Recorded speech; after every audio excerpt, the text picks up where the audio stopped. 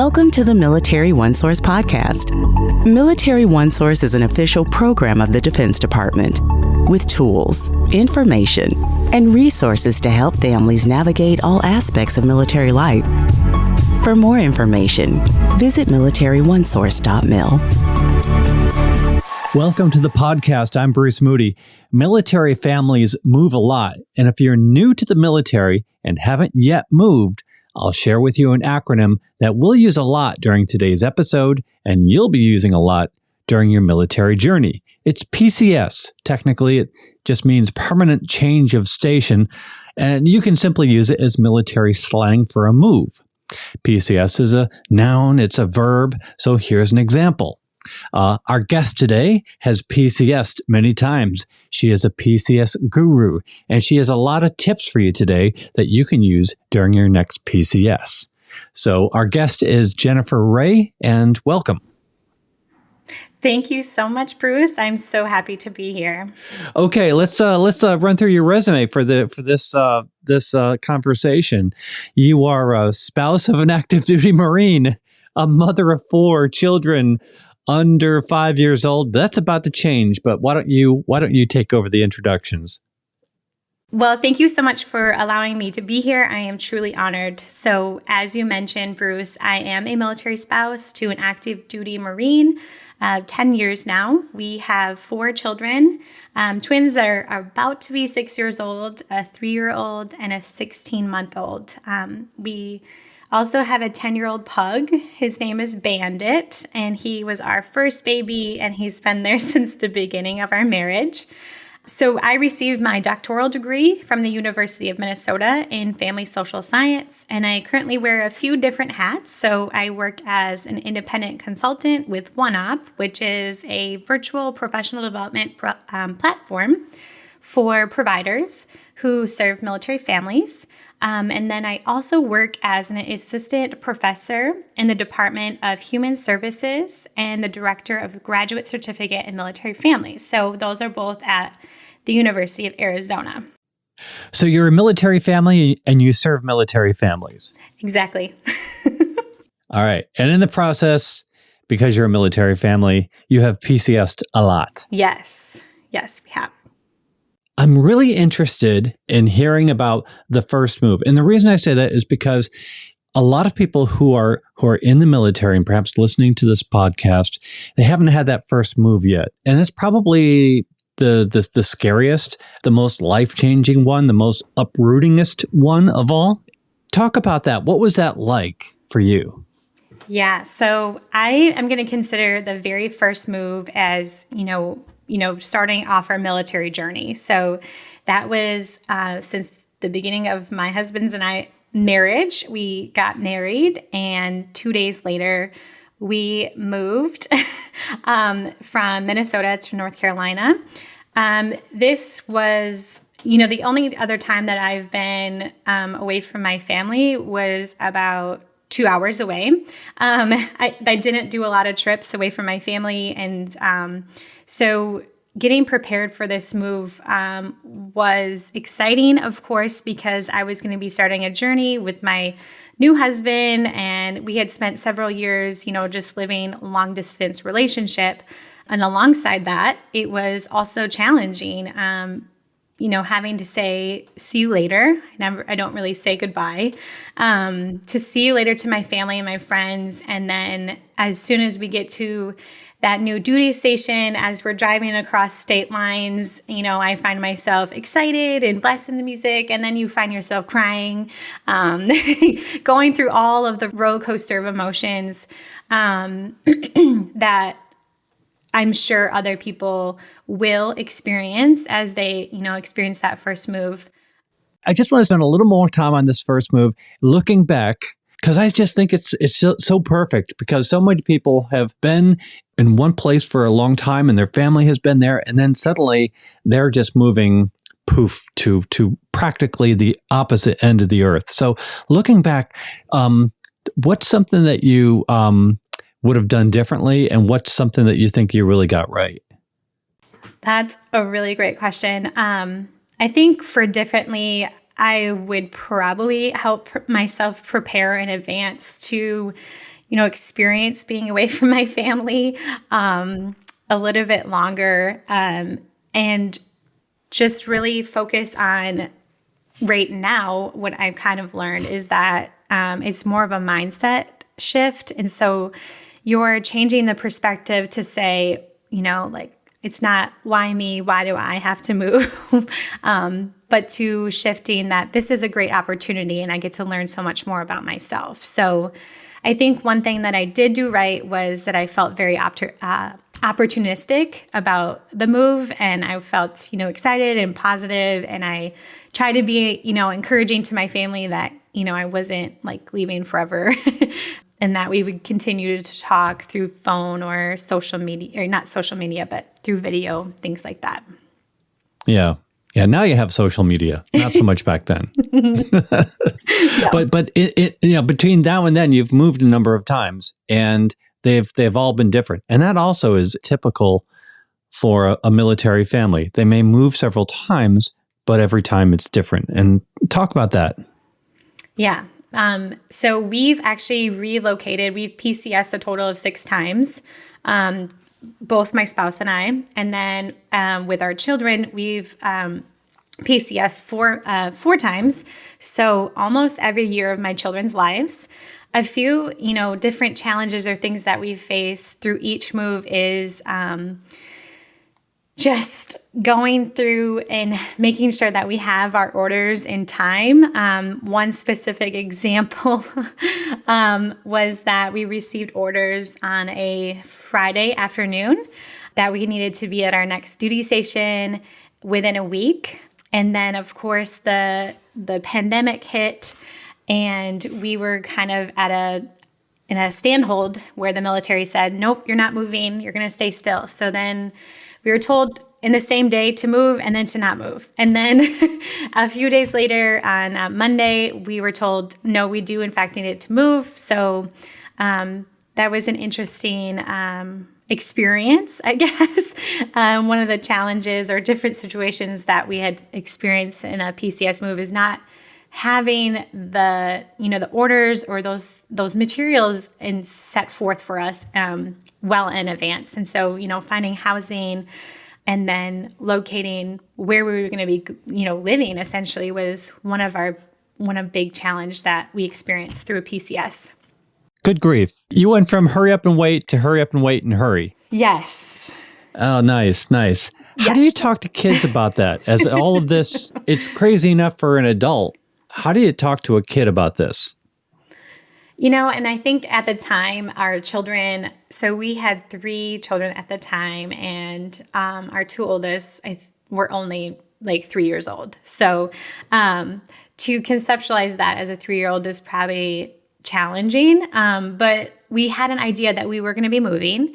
We had sort of an idea where we might be going. And so we just kind of tried to provide them some context of saying, here are our boxes. We're going to fill these up. And we're going to go to a new house in a new city. It's going to look different. And then we tried to, show pictures on the internet of what the new city looked like. Or we tried, when we were looking at houses, we kind of showed them like, maybe this will be our house.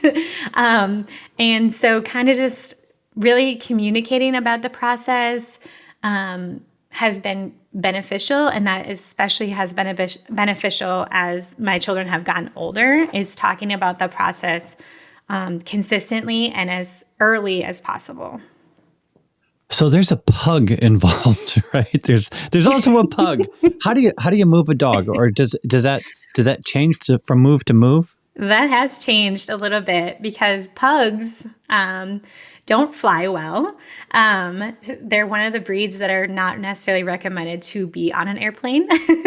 So one of the things that we recently did in a move, and it was a miracle, I guess you could say, is my mother-in-law, one of her really good friends, actually drove one of our vehicles from South Carolina to Arizona, where we're currently stationed, and brought the pug with him. So he took our car and our dog and drove across country, and we just paid him for airfare to fly from Arizona back to where he lives in Minnesota. So that was one of the experiences that helped out a lot. The very first move that we did, we didn't have him quite yet. And so that second PCS move was a drive, and driving with him can be challenging because, he always wants to look out the window.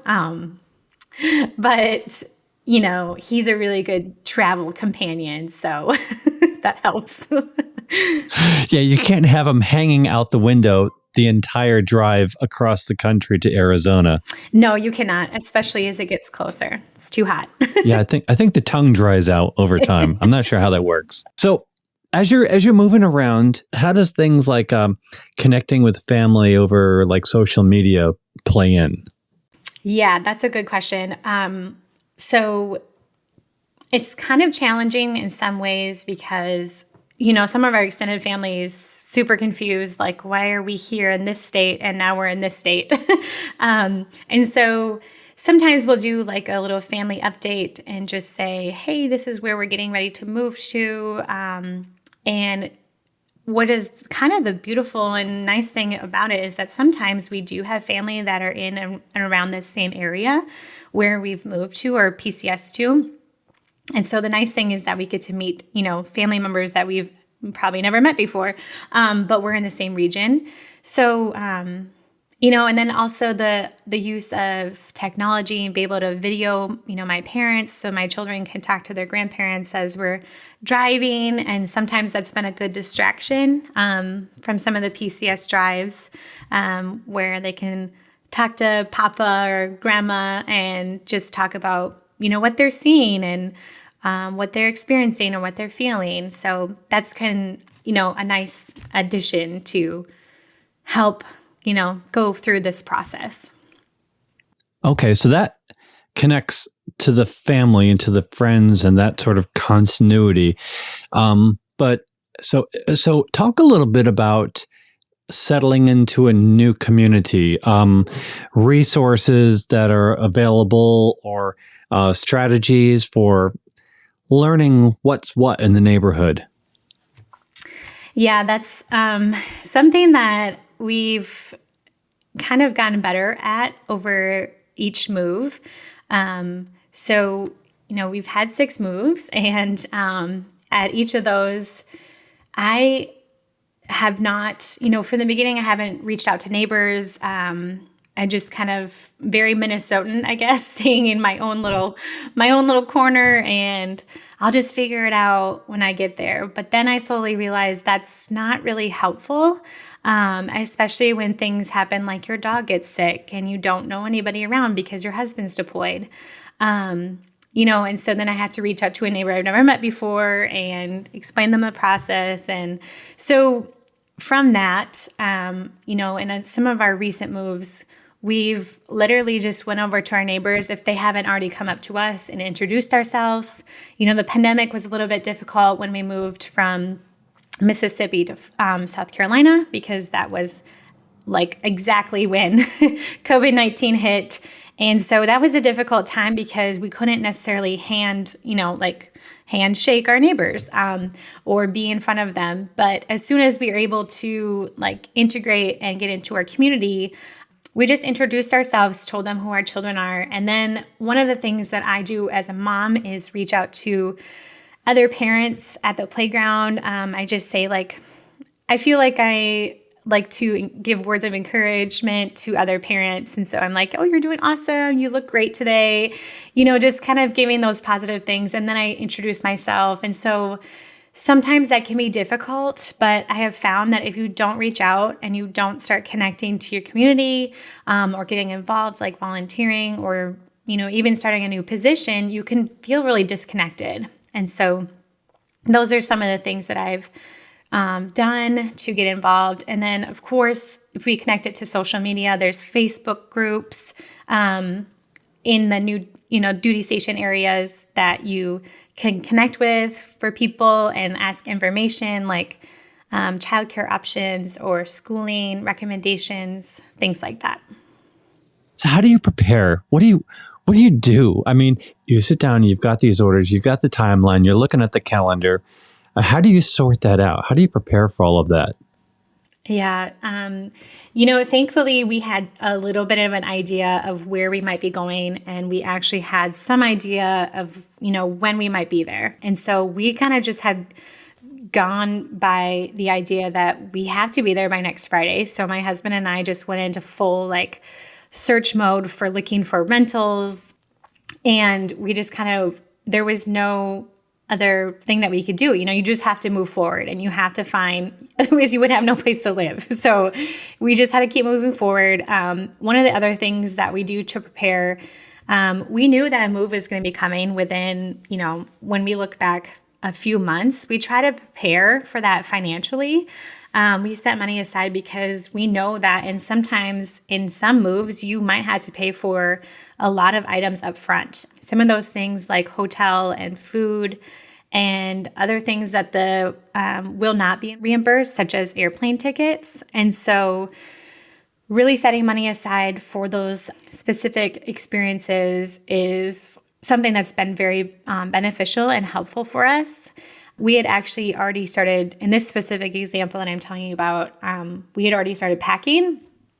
So thankfully, we had quite a bit of our house already packed up, and we were just kind of living out of camping chairs and one pan and just kind of making things work that way, which is fun because our children kept wanting to take things out of boxes and using boxes to push around or using them as their own little tables. So, it became a different learning experience and one that we won't forget. But those are kind of some things that we helped to prepare. And then also we made sure that, we had up-to-date children's vaccination records, passports, all that other information that's pertinent to moving. And we made sure that we had all that information up to date. And we also take that with us in the vehicle with us. We don't send it in the U-Haul.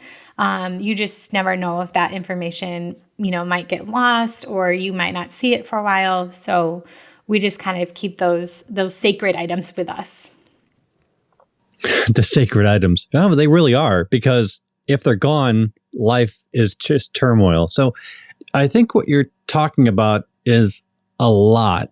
And I know in the program notes of this episode, we have a lot of links to articles on military OneSource. And without inventorying all of them, can you kind of talk about some of the online resources that are available and what you think they have to offer other families who are preparing for a move? Yeah, so one of the recent ones that I came across was Plan My Move, and that's through Military OneSource. And this one was really awesome because you get to pick, what duty station you're leaving from and which one you're moving to. And it just provides you a checklist of the things that you might not think that you needed, like a pet's vaccination records and remembering to get weight tickets if you're going to be doing a Diddy move or a move by yourself. And so that checklist was super helpful, especially for my husband, who's very task oriented and, can check those things off and make sure they're on point. He is a Marine, so that makes sense. One of the other resources that I also really enjoyed using was the Sesame Street. I don't know exactly what it's called, but it's a coloring sheet, and you can allow your children to color it and add stickers and then write their name. Well, we wrote their name because they were 3 at the time.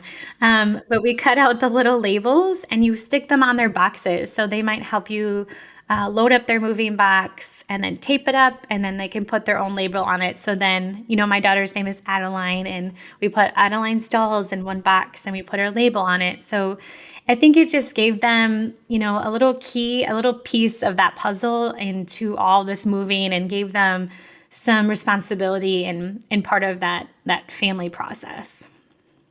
This has been a very, very interesting conversation. I really appreciate the opportunity to talk with you. Any final words, any words of encouragement to families who are looking at their next move? Yeah, I just want to say that all things work out, and really, there's always a silver lining. So no matter where you move, you're going to build friendships that are going to be lifelong friendships, and You're going to gain family. These friends are going to become your family, and you're going to grow so much. And there is so much that you'll learn about yourself, but the fact that you are capable of so much more, and the more frequent moves that you go through, that you'll build up, you'll become stronger, and all the grit will lead into determination, and you'll have these really awesome resilient skills that I'm pretty sure your friends who are not military spouses won't have. So you'll have a leg up for sure. Jenny Rea, thank you so very much for joining us today. Thank you so much for having me. Absolutely. Want to remind everybody that Military OneSource is an official resource of the Defense Department. We're a website, we're a call center, we're all over social media, and we are now a podcast. So please go ahead and subscribe. We cover all kinds of topics to help military families as they navigate military life. I'm Bruce Moody. Thanks so much for listening. Bye-bye.